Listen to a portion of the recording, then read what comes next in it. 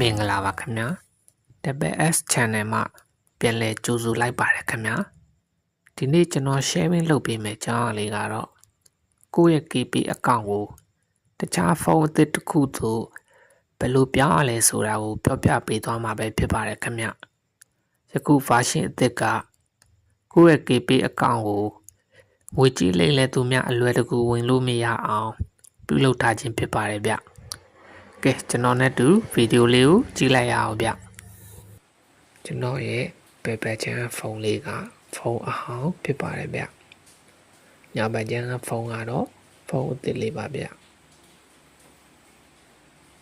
ဖုန်းအသစ်လေးရဲ့ KP ကိုလည်းကျွန်တော်တို့ဝင်ပါမယ်ဗျ open လေးကိုနှိပ်ပြီးကြော်ပါမယ်ဗျ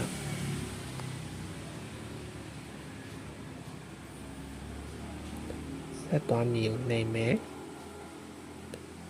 ကြိုးစိုးပါတယ်ကိုနှိပ်မယ်ဗျပြီးကိုယ့်ရဲ့ KP ဖုန်းနံပါတ်လေးကိုရိုက်ထည့်ပေးပါဗျ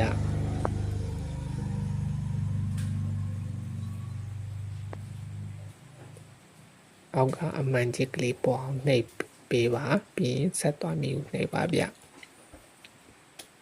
တစ်ချက်ထောက်ပါပြီး SMS ပို့ပါမယ်ဗျ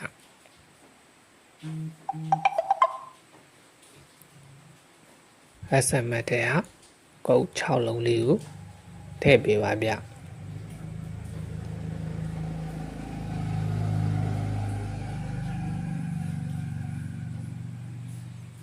ပြရနဲ့အကောင့်တူဝင်ရအောင်နှိပ်ပါဗျပေနံပါတ်ကတော့ကိုယ့်ရဲ့ KP password ကိုနှိပ်ပေးရပါမယ်ဗျဖုန်းအသစ်ဖြစ် login ဝင်ရောက်ခြင်းလို့ပေါ်လာတဲ့အခါကျရင်အဲ့မှာနှစ်ခုယူရပါမယ်ခင်ဗျအပေါ်အကောင်လေးကိုနှိပ်လိုက်တဲ့အခါကျရင်ကျူအားလေးပေါ်လာပါမယ်ဗျအဲ့ကျူအားလေးကိုဖုန်းအဟောင်းတွေက KP တဲ့အခါစကန်လေးနဲ့ဖတ်ပေးရပါမယ်ဗျစကန်လေးနဲ့ဖတ်လိုက်ပါ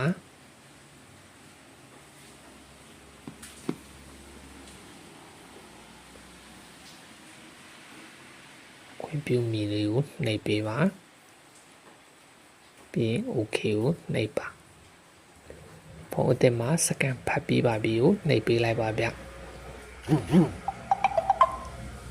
အဲဆိုရင်ဖုန်းအသစ်မှာ KP ဝင်ပြီးသားဖြစ်သွားပါပြီဗျဖုန်းအဟောင်းထဲမှာ KP ကသူ့အလိုလို log out ပြန်ထွက်သွားပါလိမ့်မယ်ဗျ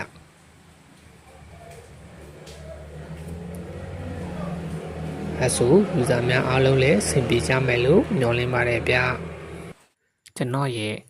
TBS channel လေးကိုကြိုက်နေတတ်တယ်ဆိုရင် subscribe လေးနှိပ်ထားပြီးတော့ဗီဒီယိုအသစ်တင်တိုင်းသိရဖို့အတွက် subscribe ဘေးက notification ခေါင်းလောင်းလေးကိုလည်းနှိပ်ထားပေးပါဦးဗျကျွန်တော်ရဲ့ညီကိုမောင်နှမများအားလုံးကျမ်းမာပျော်ရွှင်ကြပါစေဗျ